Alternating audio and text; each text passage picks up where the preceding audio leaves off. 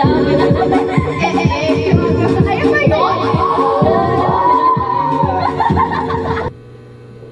Kaya manatili at alamin ang mga... Wait, ano? Sige, cut natin yan. Sorry, I was raised as in Englishera halata.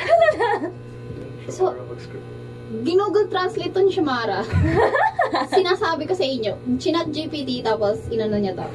Kaya mamantili at alamin ang mga, ay putang magandang umaga mga besties! Magandang umaga at welcome sa Picasso. Kung bago ka rito, ang Picasso ay binubuo ng mga mag-aaral ng sining na mahilig talakayin ng mga kahit anong bagay na tungkol sa sining. At kung abala naman ng iba, sino ba bang gagawa nito, diba?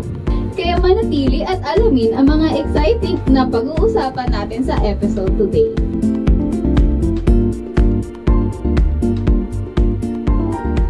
Magandang umaga, Abram! Magandang umaga rin, Nico. Ngayong araw, tatalakayin natin ang pamagat ng episode na ito na drumroll please! Should artists create for themselves or for the audience? Period. Yan ang tanong natin ngayon. At panigurado, marami rin mga artist na katulad natin na kina-question yan. Iba-iba rin, siguro, ang damdamin natin lungkot dito. Hindi lang kung ano ang sinulat ng mga manunulat, pati rin tayo ay may masasabi. Tama. Pero hindi lang ang opinion natin ang tatalakayin natin. Kung hindi ako nagkakamali, pareho tayo naliksik tungkol sa topic na ito. Oo, tama. Kaya para magsimula, bakit hindi mo muna ibahagi ang mga saloobin mo, Abram? Sige, ako na muna. Kung tatanungin ako ng tanong na should artists create for themselves or for the audience, sa tingin ko, bawat artist ay may kanya-kanyang dahilan at layunin sa paggawa ng sining. Pero para sa akin, depende pa rin ito sa individual. Merong mga gumagawa ng mga sining para sa kanilang sariling satisfaction at meron namang gumagawa para lamang sa kanilang fanbase. Oo nga, no? Pero, para sa akin naman, meron akong matibay na palagay na ang mga artists ay dapat lumikha para sa kanilang sarili. Sumasang-ayon pa rin naman ako sa bahagi na meron pa ring satisfaction na nakukuha mga artists kapag ibinabahagi nila ang kanilang magawa sa publiko. Tanging ang mga artist mismo ang makakapaglarawan ng sarili nilang gawa at bigyan ito ng kahulugan. Ang madla ay nariyan lamang upang mapagmasdan at suriin ito. Pero sa tingin ko, may mga artist na mahilig guluhin ang isipan ng mga madlang people. Pero sa tingin ko, may mga artist na mahilig guluhin yung mga meaning ng behind their works, lalo na sa modernong sining. Isang magandang example doon is, kung alam mo yun, yung parang, banana taped on the wall. Marami mga pag-uusapan at naganap upang malaman kung ano ang pinapahawitig nito. Ngunit sa huli, wala naman talaga tong malalim na kahulugan. Pero, nais lang lamang ng artist na gumawa nito para paglaro ang mga karamihan at gawin itong katatawanan. Ayun. Alam ko nga rin ang gawa na yun, pero hindi lang sapat na opinion lang natin ang ating gagamitin para sa ating mga talakayan sa podcast na to. Siyempre, lugi na rin yung mga nakikinig sa atin. So, sa aking pinalaliksik, may nakita akong survey sa internet na papakita na mula sa 700 na artists sa Instagram, merong 63% na merong mga artists na hindi binabago yung art nila para sa mga audience nila. Pero mas posible lang ito sa mga mas malalaking artists. At sinasabi rin nila na ang interaction nila sa mga followers ay di rin nakaka-apekto sa mga kanilang lilikhain sa mga hinaharap. Legit ba? Iba kasi sa akin, sa pag-aaral na nakuha ko, in-interview ng mananaliksik ang ilang piling artist at in sa personal nila ang mga tanong batay sa mga artist na kausap niya. Sa isang artist na in-interview niya, gusto ng artist maipakita ang kanilang mga gawa na physical, na exhibition, mas mabilis itong gawin sa social media. Kaya kung minsan ay gumagawa siya ng content na particular para sa Instagram. Iba talaga ang mga sagot ng mga tao sa tanong natin ngayon. Kabatay talaga ito, depende sa kung ano ang mga karanasan ng mga artist, hindi ba?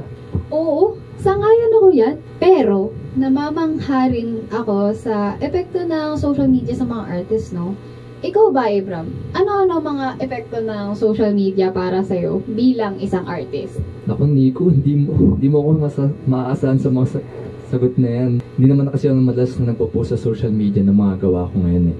Pero syempre, marami pa rin akong mga mababahagi dahil karamihan naman ng mga kaibigan ko ngayon ay artist din. Kaya sa aking opinion, ang social media ay parang parehong may positibong at negatibong epekto sa mga artist. Una, syempre dahil nilalagay mo na rin yung mga gawa mo sa internet, nakakakuha ito ng mga atensyon. Pero at the same time, syempre feedback na rin to, ito ay positibo at negatibo. At makaka-apekto ito sa mga self-esteem ng isang artist. Siguro nakadepende talaga ito kung sinong iyong audience. Kaya hindi ko talagang masasabi yung opinion ko kung naranasan ba ito ng lahat ng mga artists. Ikaw pa, Nico, anong epekto ng social media para sa iyo kapag pinupost mong yung mga gawa? Okay, nakapag-post na ako ng aking mga gawas at pininta sa social media, particularly sa Instagram nga. Doon kasi tumaas yung confidence ko at napakita ko ang pagiging artist ko sa ibang tao. Sa pamamagitan nito, hindi lang na isulong ang sarili ko bilang isang artist. Ako ay nakapag-connecta sa mga ibang artist din. Masasabi ko na sinamantalaan ko ang pag-promote ng sarili ko sa social media. Ngunit hindi lang ito yung para makakuha ng audience, kundi bilang isang paraan din para mailabas ang sarili ko doon. Gets mo? Gets ko naman. Pero talaga ba? Kung ganun, may tanong ako sa'yo. Sa tingin mo ba na sa paglabas ng sarili mo sa social media ay mas nakikilala ka? Hindi ko sure. Kasi hindi rin naman ako patuloy at consistent sa pag-post sa social media ng mga gawa ko in particular. At saka, sa tingin ko, hindi rin ako masyadong nakilala dahil siguro kulang ako sa swerte. Hindi ba kailangan rin yon bilang isang artist? O ano ba? Ano ba ang opinion mo? Sa akin, sapat na ang talento at galing sa sining pero kapag ang habol mo talaga ay makagawa lamang ng pera ay malaking bagay din ang swerte. Meron akong kaibigan na kilala ko na napakagaling niya sa sining. Galing siyang gumuhit talaga. Pero yung reach pa rin ng mga followers niya, ng audience niya, ay hindi pa rin ganun kalaki. Oo nga naman, pero kahit na hindi man ako gano'ng kaswerte, ay nararamdaman ko pa rin na may natagumpayan ako at mahusay naman ako sa paggagawa ng aking sining, para man sa akin o para man sa iba. Dahil, ayun nga, alam mo yun, yung graphic design is my passion talaga. Lahat tayo. Lahat tayo, diba? Like, it's both my pain saka passion. Kaya, sa simpleng salita na yun, parang, wow, okay, napapagaan na ako. At yun yung nagbibigay sa akin ng lakas at motivasyon. Motivation para gumawa at tuloy-tuloy lang sa pinaggagawa ko sa sining. Ikaw ba? Oo naman, dahil sa akin sarili kong sining ay sapat na sa akin yun. Na feeling ko na mahusay na ako at tagumpay na pag gumagawa lang ako ng sining para sa aking sarili. Pero meron akong mga kakilala na may iba silang karanasan sa sining mismo. Merong mga artist na, merong akong dalawang kakilalang artist na para silang napakagaling sa kanilang mga sining, subalit ang kanilang followers ay malaki talaga yung difference nila. Yung isa na magaling din siya sa realism talaga yung art nila. Pero ang laki ng followers niya talaga. And yung isa kong friend na artist din ay magaling din siya pero mas mababa yung mga followers niya compared sa ibang artist talaga. Yun lang. Okay, yun lang po. Thank you. At dito nagtatapos ang episode ng Picasso. Ang haba ng pinag-usapan natin, no, Abram? Oo nga eh, di ba?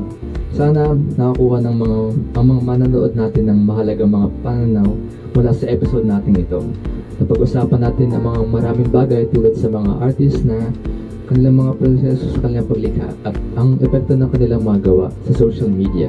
Bagamat, karamihan sa aming natalakayan ay batay lang po sa aming mga opinion. Nagkaroon din po kami ng mga pag-aaral na kasama, maaari nyo itong suriin sa inyong sarili dahil ilalagay namin ito sa description sa ibaba. Sa totoo lang, habang nagsasaliksik ako ng mga pag-aaral tungkol sa mga artist, lalo na yung mga napopost ng kanilang mga gawa online, ay nahihirapan akong makahanap ng mga pag-aaral at mga survey tungkol dito. Kaya kung maaari kong idagdag, inihikayat ko ang mga student artists na gawing dahilan ito para magsagawa o maglunsad pa ng mga ganitong uri ng pag-aaral dahil maaaring maging mahalaga at kailangan ito. Kung naging helpful sa inyo tong episode na to, huwag niyo kalimutan mag-like, share, at subscribe sa aming channel para you won't miss an episode. Ibahagi ang inyong mga saloobin at opinions sa comments at ipaalam sa amin kung may mga paksa kayong gustong pag-usapan namin. Basta kung ano man masasabi nyo sa comment box below. Thank you! Maraming salamat sa panonood. Papaalam, Abram. At si Nico. Salamat sa panonood ng episode ng ito ng Picasso! Kita-kits tayo mula sa susunod na video. Paalam! Yeah. Bye! Ina mo, Xiomara. Sinasabi ko talaga sa'yo, kakabulin kita. Ito na. Marami rin mga artists katulad natin na kino-question yun. Yan. Xiomara, when I see you. At tumaas ang aking ano to? What's that? Confidence na. Confidential.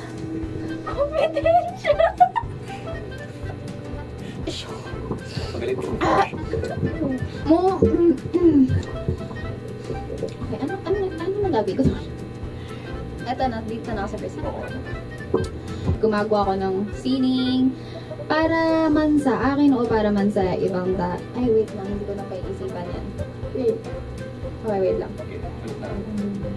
Proceed na ako dito sa part na to sa podcast. Or balikan ko to. Wala. Kung naging Kung naging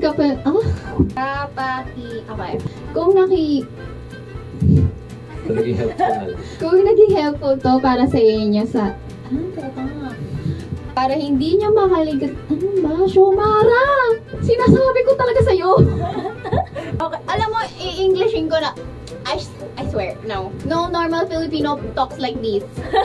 At dito nagtatapos ang pucha talaga. Sinasabi ko, oo nga naman. Pero, kahit hindi man ako gaano kaswear. Tumatawag si ate sa labas. Makita niya ako nagsasalita. Wait. Okay. Gagano'n na. Makikita ko ni Miss Masew-sew na naman ako dito. Punta na po kami ng beer shed. Ay, ba't may...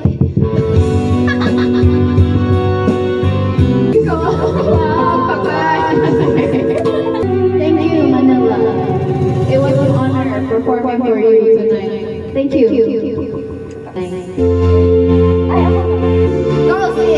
Jocelyn! Yeah! Yo, mommy! Yeah! Leave it up! Jocelyn! Ang taas!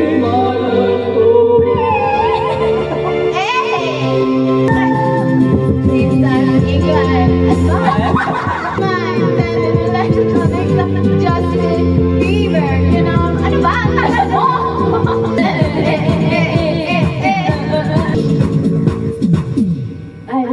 Thank you. Ay! Sigaw kasi ng sigaw. Sorry? Isa pa, may 20 minutes pa. May 20 minutes Halos na tayo. dalawang kanta pa yan. Hindi, may pinagdadaanan ata itong si Kuya. Masyado siyang seryoso eh. Sa tingin mo, Abe. Ikaw, Sophia, sa tingin mo, pinagdadaanan si Kuya. Tama! Tama! For today's episode, Episode pag-uusapan po natin yung kuyang nasa tapat namin. So, finals na ata. Hindi namin tinitingnan. Go-observe lang kami. Tinitingnan namin yung pinto. Ganda, daming albums. Coldplay, Rihanna, Mother Rihanna. Ito domino, alam niyo yung domino. Jessie J. Hello? E.T. Katy Perry. Hello? Grabe mainstream yun ah! Joke. I am not that cultured. I have been sheltered. Sorry. Sorry.